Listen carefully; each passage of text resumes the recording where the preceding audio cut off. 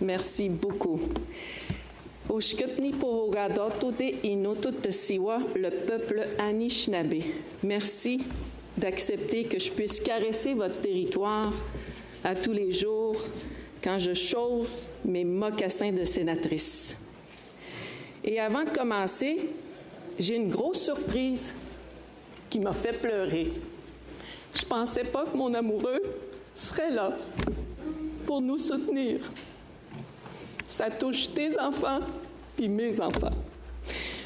Tu m'as enduré avec l'Amfada, Joyce Echaquan, l'enquête nationale, bien sûr, et surtout S2 depuis juin. À lire, et c'est toi qui me nourris à tous les jours. Merci de ta patience.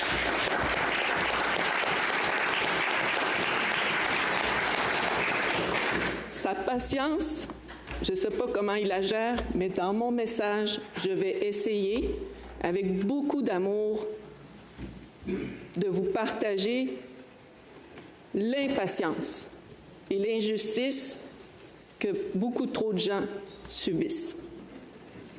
C'est sûr que je prends la parole aujourd'hui avec un sens, j'étais supposée de vous dire inébranlable, mais un sens rempli de conviction par rapport à mes responsabilités lorsque nous abordons l'étude de la troisième lecture du projet de loi S2.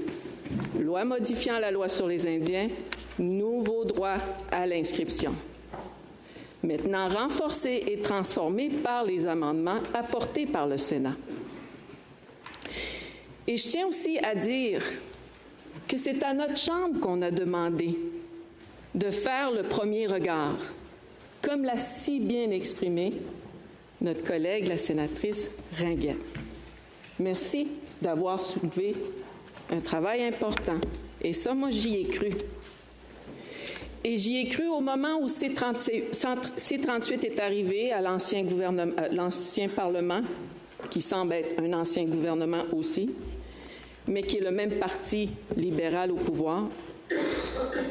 Et S2 qui est arrivé, mon message a été le même, sachant qu'on a des délais imposés ou donnés par la Cour, cette fois-ci la Cour de la Colombie-Britannique, mais les délais au fil du temps ont changé.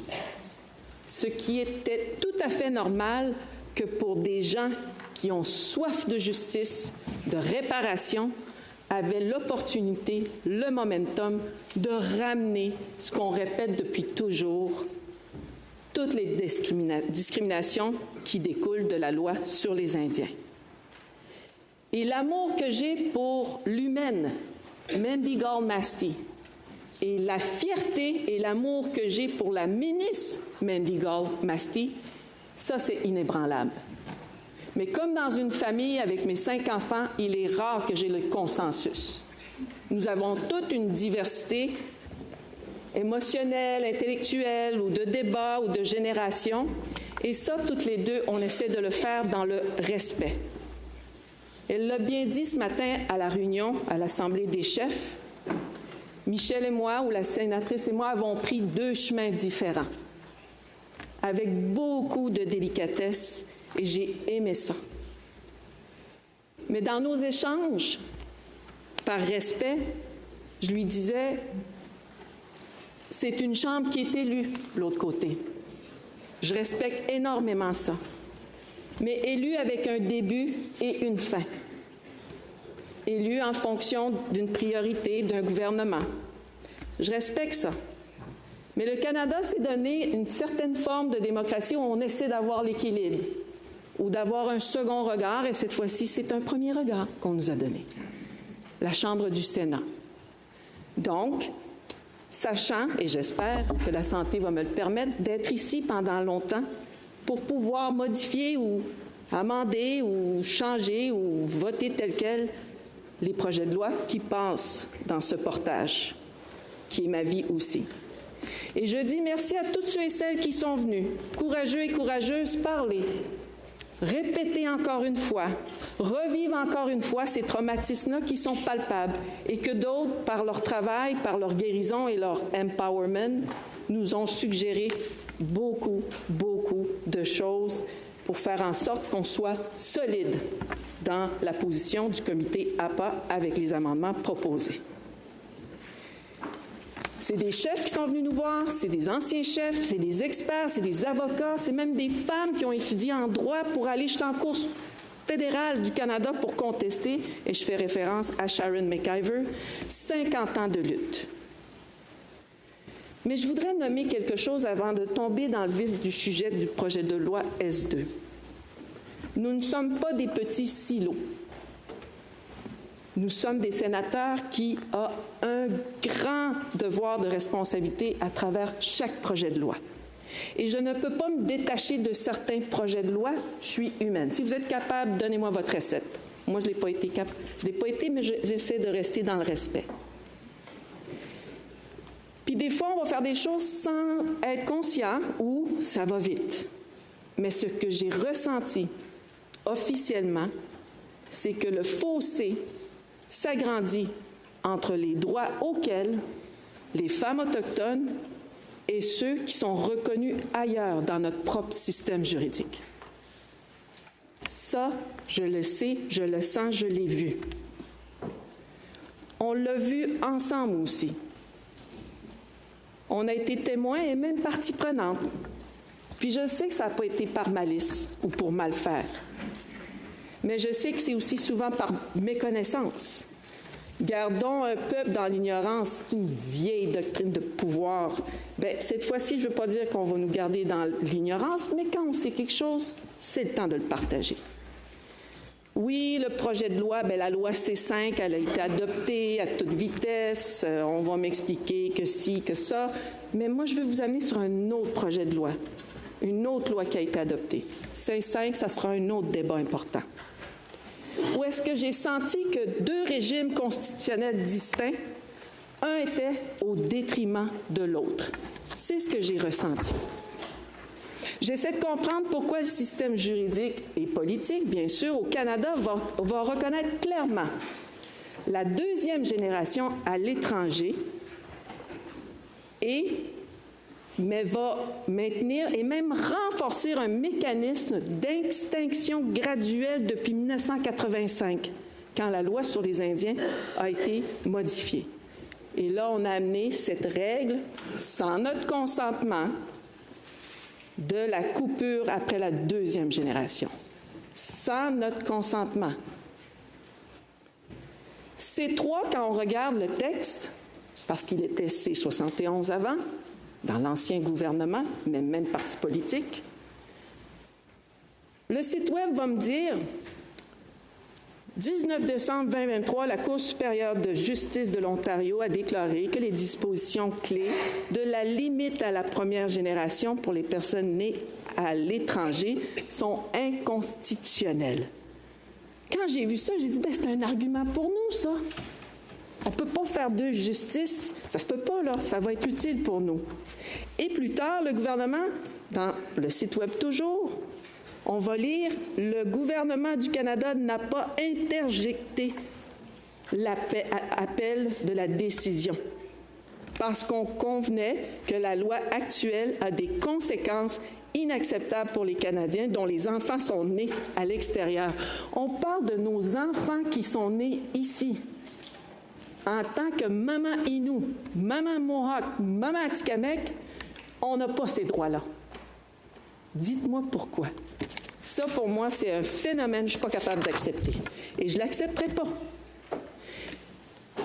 J'ai envie de crier. On a envie de crier, mais on est intelligente. On va vous dire que pour nous, là, quand on traverse un résumé législatif, puis qu'on traverse la documentation et qu'on voit qu'on nomme toujours avec cette loi-là importante, Canadiens perdus. Et plus tard, on va dire qu'un Canadien perdu et leurs descendants est toute personne née à l'étranger d'un parent canadien à la deuxième génération ou à des générations suivantes avant l'entrée en vigueur. Alors, on demande, il faut démontrer un lien substantiel avec le Canada, un parent né à l'étranger qui devrait séjourner pour un total de 1095 jours au Canada avant la naissance ou l'adoption. Et ici, c'est pour moi l'évidence même, un parent, mais on va dire oui d'un côté, mais on va pousser pour que ça soit non, parce que je suis femme indienne en vertu de la loi sur les Indiens. Je veux juste être sûre, j'ai 45 minutes ou j'ai 15 minutes là, comme marraine spéciale? C'est 45? 45 minutes. Parfait. Dans mon cœur à moi, là, dans le contexte où on se retrouve aujourd'hui, je n'ai pas l'impression que je suis une Indienne perdue. Mais ça me confirme encore qu'il y a deux régimes constitutionnels distincts. Soit on va honorer puis célébrer l'identité, comme l'a si bien dit la sénatrice Squirrel pour le projet de loi C3. Merci. Mais j'aimerais ça, moi aussi, qu'on puisse célébrer et honorer l'identité de nos femmes, de nos fils, de nos frères et des hommes autochtones, au lieu de poursuivre l'extinction de l'identité. Alors, il est impératif qu'on adopte le projet de loi S2, les amendements proposés par le comité. Et les amendements proposés, je vais vous les réénumérer pour rafraîchir la mémoire. Et je trouve que c'est important. Alors, bien sûr, le projet de loi propose de rétablir l'admissibilité pour les personnes et leurs descendants ayant perdu en raison de l'émancipation. Une décision donnée, rendue dans l'affaire Nicholas. C'est aussi permettre de demander leur retrait du registre des Indiens, qui n'est pas dans la décision Nicholas. Mais ils ont ajouté ça. Supprimer un langage désuet et offensant, notamment l'expression « indien mentalement incapable ».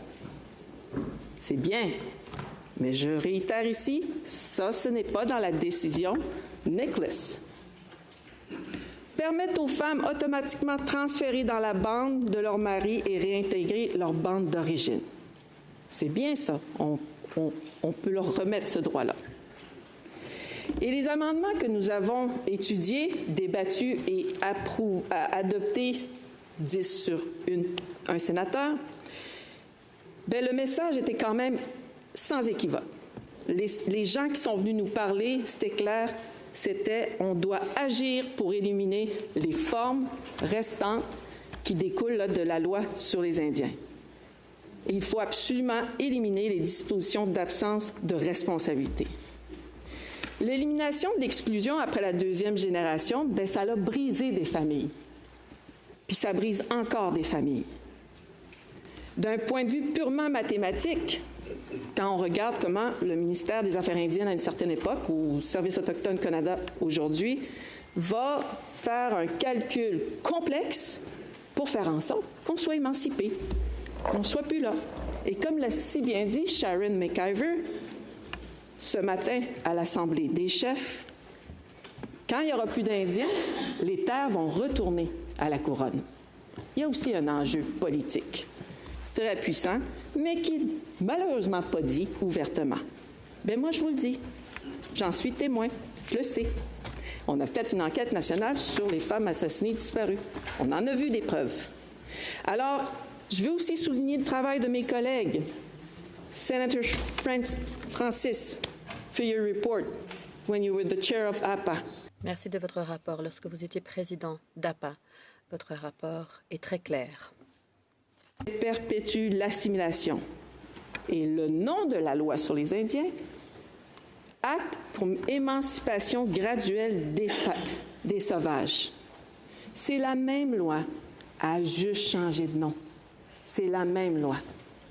1, je ne suis pas une Indienne perdue. 2, je ne suis pas une sauvage. Mais c'est quand même cette loi-là qui décide si oui ou non mon enfant va être reconnu ou pas. Puis ça, pour moi, ça ne passe pas non plus. Alors, il y a dans les amendements proposés aussi de supprimer les iniquités résiduelles fondées sur le sexe, d'abroger les dispositions d'absence de responsabilité, de restaurer la règle d'admissibilité fondée sur un parent, admettons qu'un parent décède.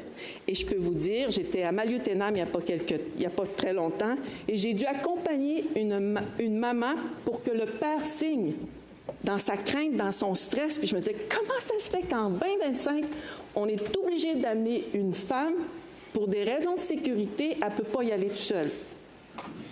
Ça, pour moi aussi, ça ne passe pas. Mais une chance, La personne a signé, mais on ne devrait pas imposer ça aux femmes qui ont mis au monde des enfants. De se retrouver devant des personnes qui ont peut-être été violentes ou peut-être tout simplement absents ou ainsi de suite. Et bien sûr, un autre amendement important, de prévoir une période de mise en œuvre de 12 mois. And I have to say, thank you so much. Et je dois vous remercier, sénateur Tanness, d'avoir proposé cet amendement. Et vous jouissez de beaucoup d'expertise. En tout cas, on peut dire que vous avez de l'expertise, peu importe les mocassins que vous avez choisis. Beaucoup d'expérience aussi au sein du comité APA. Il a proposé une période de mise en œuvre de 12 mois pour que la ministre puisse mener à bien les consultations. Je suis d'accord avec vous, je suis d'accord avec lui. Le gouvernement devrait effectivement mener à bien le processus de consultation. Les consultations devraient porter sur les mesures d'appui octroyées aux collectivités autochtones pour pouvoir accueillir de nouveaux membres. C'est quelque chose d'excessivement important. On a aussi parlé de la préoccupation de la fraude. Cette préoccupation est bien réelle et ne touche pas uniquement la loi sur les Indiens. Mais c'est une autre paire de manches parce que c'est quelque chose qui touche les universités lorsqu'il y a des demandeurs de bourse. Ou bien c'est vrai pour les emplois aussi lorsqu'on recherche une personne métisse ou Inuk. En tout cas, la fraude, c'est vrai que c'est un débat très important. Je suis d'accord, c'est quelque chose qui nous inquiète tous. Veulent éliminer l'exclusion de la deuxième génération.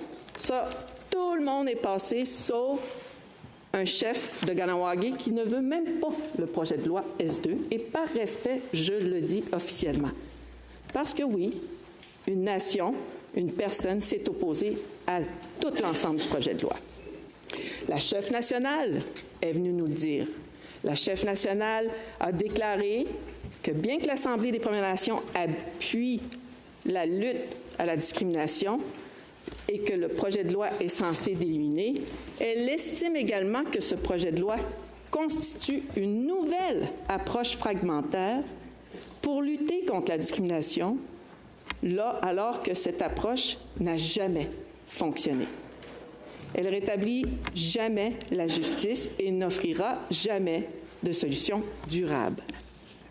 Et elle a ajouté, l'Assemblée des Premières Nations entérine les modifications à la loi sur les Indiens qui abrogent la règle de l'exclusion après la deuxième génération et introduisent un régime d'octroi de statut d'Indien aux descendants directs d'un Indien inscrit ou d'une personne ayant droit à l'inscription qui pourrait être admissible. Zoé. I agree with Sharon McIver when she... Je suis d'accord avec Sharon McIver lorsqu'elle dit que vous êtes les leaders d'aujourd'hui et de demain sur ce qu'elle fait depuis 50 ans. Et bon nombre d'entre vous vont marcher à vos côtés. Merci beaucoup. L'exclusion, elle déclare pendant les témoignages, l'exclusion après la deuxième génération dévaste des familles depuis 40 ans. Toutes les grandes consultations, y compris celles menées par le gouvernement fédéral, ont conclu qu'elle est discriminatoire. Nous n'avons pas besoin d'une autre décennie d'études, nous avons besoin d'agir. La chef Barbara Côté, qui représente 204 Premières Nations, un tiers des Premières Nations au Canada, a affirmé mettre fin à l'exclusion après la deuxième génération et éliminer les dispositions d'absence de responsabilité ne sont pas controversées dans nos communautés. C'est urgent. Prêt depuis longtemps. Le chef Véropol, ses règles d'exclusion ont brisé nos familles et elle exclut nos enfants. Elle met en péril nos langues et nos cultures. Il ne suffit pas de rafistoler, il faut l'éliminer entièrement. Bien, nous sommes la preuve, Serge et moi, parce que nos mères vont marier les plus beaux Québécois qu'il n'y a pas. On est expulsés de la communauté, on n'a plus la langue Innu à tous les jours. Et on doit vivre à Montréal ou à Dupuis, en Abitibi, et ainsi de suite. On le vit, l'effet de cette discrimination quand une femme marie un non-indien et plus tard les 6-1 et surtout 6-2. Ensuite, les dispositions d'absence de responsabilité. Pour moi, pendant longtemps, j'ai entendu, je vous le dis, les différents gouvernements au pouvoir, mais la même fonction publique, avec différents noms, Affaires indiennes, services autochtones, relations, etc., me dire toujours que oui, il y a de la discrimination, Michel, mais tu sais, on attend les processus judiciaires, puis on va changer en fonction des processus judiciaires. Bien, dans ma naïveté, je me disais, c'est comme ça que ça marche, des projets de loi? Non, je l'ai appris tout de suite, c'était clair. Mais ce qui était évident pour moi, à chaque fois, le message qu'on me donnait, c'est si vous voulez contester, contestez contre vos chefs. Et moi, je me disais, j'ai pas de trouble de contester contre mon chef, mais je conteste une loi fédérale, une politique fédérale désuète que vous nous avez imposée et que je dois contester contre mon conseil de bande. Non. Alors ça, pour moi, c'est important qu'on remette les choses à la bonne place. Et n'oublions pas que c'est seulement depuis 2008 que les femmes autochtones peuvent déposer une plainte devant les tribunaux des droits de la personne. 2007-2008, la jurisprudence, elle est jeune pour nous. Alors, on est témoin, on le sait que ça existe. Je ne pense pas qu'on devrait retarder. C'est important d'adopter le projet de loi S2 avec les modifications et qu'on l'envoie rapidement de l'autre côté. La sénatrice Pate vous a très bien expliqué que dans certaines, elle n'a pas remarqué qu'il y avait des articles qui mentionnaient qu'on ne peut pas porter plainte si on est discriminé. Même chose avec notre grande leader, Sharon McIver. On ne retrouve pas nulle part où est-ce que, quand on viole la charte au niveau de l'égalité, bien, qu'on ne peut pas contester. Mais je peux vous dire, par exemple, quand on se promène puis qu'on s'implique, le tribunal des droits de la personne ou la commission des droits de la personne a de la difficulté lorsqu'elle reçoit des plaintes qui touchent les statuts d'Indiens et le membership, parce que tout de suite, le fédéral, le gouvernement du Canada va aller en appel en disant « t'as pas juridiction là-dessus ». Alors encore là, on ferme des endroits où les femmes pourraient aller, où les hommes pourraient aller pour aller chercher justice. Alors, vous comprendrez que pour moi, les tribunaux, c'est pas juste la solution, mais c'est ce qu'on nous dit de prendre. Qu'on commence à normaliser que c'est seulement les tribunaux. Mais les tribunaux, là, il y a une longue liste de gens et de familles et de recours collectifs qui touchent la loi sur les Indiens et la section 6 de l'article 6 de la loi sur les Indiens. Une longue liste. Alors, si on approuvait ce projet de loi-là avec les amendements, beaucoup de cas en cours arrêteraient. Et ça, c'est l'argent des contribuables, là, les cours. Puis, où va l'argent de ces femmes-là? Elles le trouvent où? Il n'y a plus vraiment de programme de contestation judiciaire, le Court Challenge Program, mais peut-être qu'il est revenu. Tant mieux. Alors, je vous dis, il y a un lot et un trafic de cas et de contestation judiciaire. Et je veux rassurer la ministre quand elle nous dit « je ne veux pas être amenée en cours ». Ce n'est pas la ministre qu'on amène en cours, c'est le Canada. C'est le Canada, c'est le gouvernement. Et que si on a peur avec les amendements, parce que c'est un message que j'ai entendu, je ne veux pas être amenée en cours, bien, adopte ça, parce que tu as plein de gens qui vont retirer leur cause devant les tribunaux. Ça dérange quand on vous dit 40 ans de consultation? Bien, moi aussi, ça me dérange. Je suis tannée de répéter. Mais ce sont des consultations scientifiques, sociales, juridiques, académiques, imposées par des commissions d'enquête, par des experts. Et il y a toutes sortes de consultations qui ont été faites. Et à chaque fois, on a réitéré, répété, martelé, l'exclusion de la deuxième génération a fait mal. A fait mal, puis elle cause une grande confusion, puis une grande division au sein de nos familles. Puis des processus exploratoires proposés par les différents gouvernements, 2011, suite au projet de loi C3, il y a des consultations qui sont lancées. Processus exploratoire. Je vous le garantis, il n'y a rien qui a changé depuis. La représentante spéciale Claudette Dumont-Smith, une femme que j'admire, qui, elle aussi, va, parmi ses propos dans son rapport, il ne fait aucun doute que l'iniquité la plus préoccupante a été soulevée tout au long du processus de collaboration, était celle de la règle de l'exclusion après la deuxième génération. Le rapport du Sénat, intitulé « C'est assez », quand même, un rapport sénatorial, c'est pas rien. Les consultations ont eu lieu, les preuves sont accablantes, les préjudices sont connus. C'est le Parlement et non la population et non les tribunaux qui tardent à agir, c'est nous.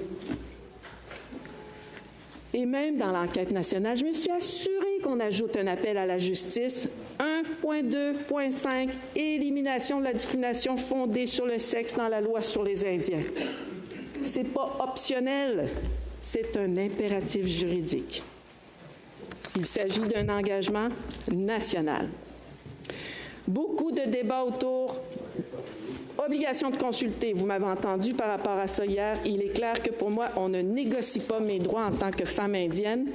On ne négocie pas mes droits. On ne négocie pas. Je peux pas croire qu'on s'en va vers ça.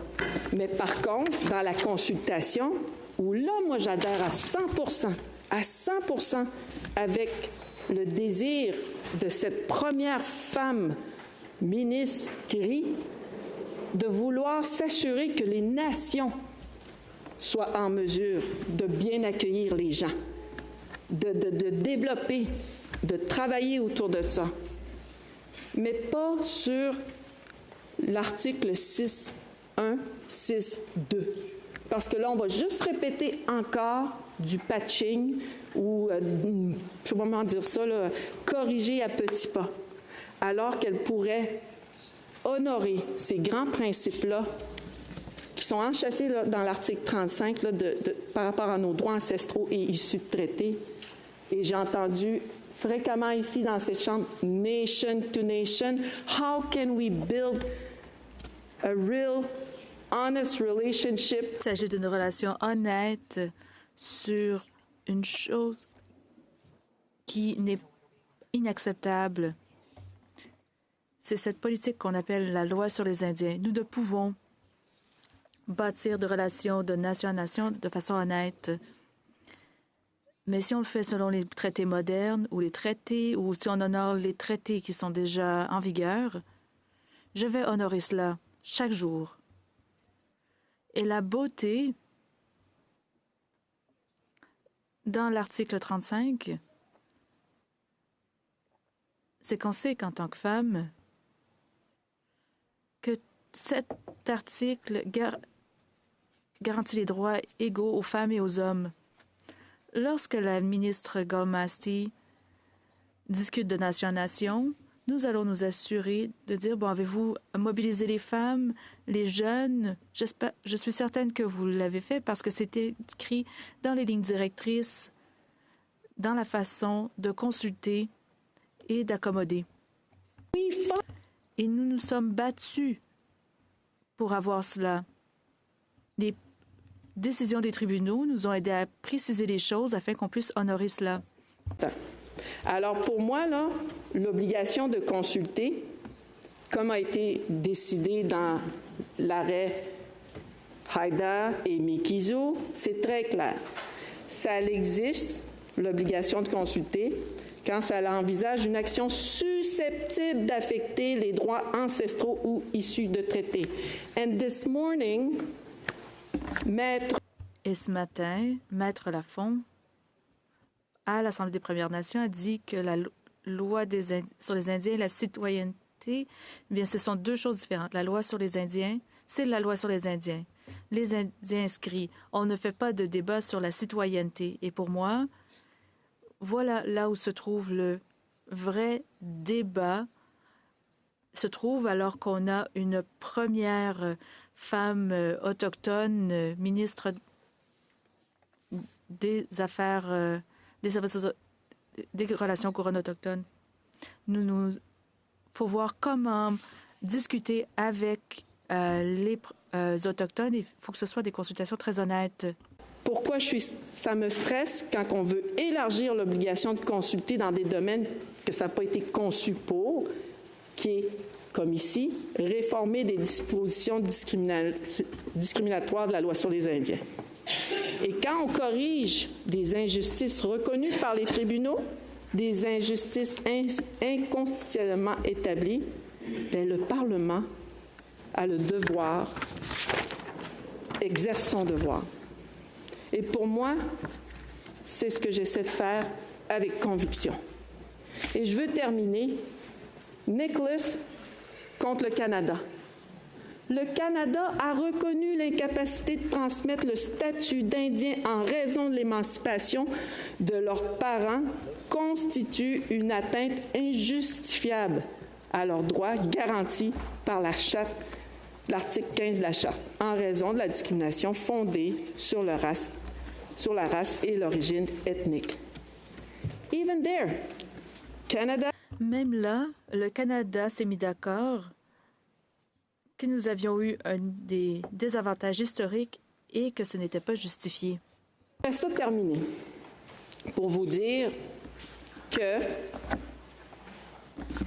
d'entre nous, étant témoins, étant ceux et celles qui le vivent, étant ceux et celles qui pensent à les 7 prochaines générations, les effets sociaux, psychosociaux, physiques, politiques, on peut toutes les nommer, beaucoup de rapports l'ont énuméré, c'est là, c'est palpable. On ne peut pas faire comme si ce n'était pas arrivé. Mais j'ai compris que le Sénat avait cette obligation-là pour les groupes minoritaires ou pour des groupes comme les femmes autochtones, les hommes autochtones. Quand une opportunité s'ouvre comme ça, il y a une vague d'ancêtres et de gens très vivants qui le font pour aujourd'hui et pour les 7 prochaines générations. Et sachant que tout gouvernement, dans un contexte actuel, l'incertitude politique, elle est vivante, elle est présente. Il y a eu un vote récemment pour le budget qui a passé à 2 voix. On ne parle pas d'une majorité ou d'une minorité proche d'une majorité. On parle, il a passé de justesse à 2 voix. Comprenez-vous pourquoi on est sensible quand on nous demande de faire confiance à la première personne qui est autochtone, qui veut faire des changements? C'est pas du tout envers elle. Au contraire, on veut la soutenir. C'est le système et c'est aussi l'incertitude politique. L'incertitude politique. Et ça, pour moi, je ne peux pas juste espérer. On a une chance, on a des obligations, mais on le fait maintenant. Et ça, pour moi, je ne pense pas que c'est débattable. Et aujourd'hui, d'entendre qu'elle serait peut-être plus là, elle a mentionné ça, je ne sais pas pourquoi les gens disent ça, mais le temps qu'elle est là, il faut la soutenir. Mais qu'elle soit là ou pas là, pour moi, la discrimination, elle est prouvée et on a la chance, une fois pour toutes, de la régler avec le projet de loi S2 et ses amendements. Merci beaucoup.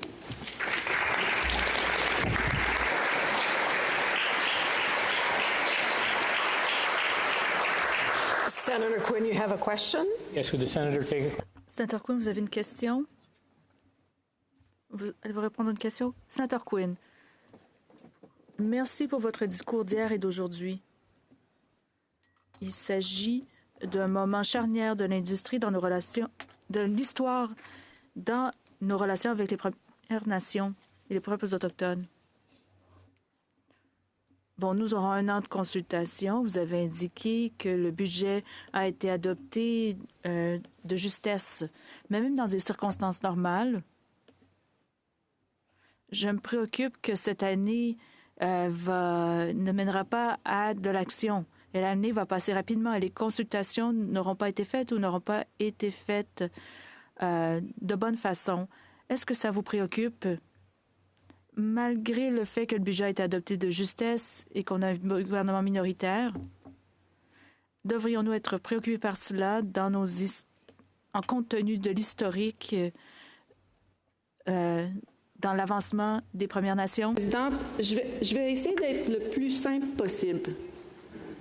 Que la consultation soit sur 6 ans, 2 ans ou quelques mois, entre différents parlements ou gouvernements, ça, pour moi, elle doit toujours être présente. C'est important. Mais dans ce cas-ci, je ne peux pas accepter qu'on veut consulter sur une question de discrimination. Notre responsabilité, qu'il soit majoritaire ou minoritaire, le gouvernement, on le sait, les tribunaux l'ont dit, le Canada avec Nicholas versus contre le Canada l'a confirmé, il y a une discrimination, on ne respecte pas la Charte canadienne des droits. On ne le respecte pas. Donc pour moi, ça c'est clair, on y va pour les amendements.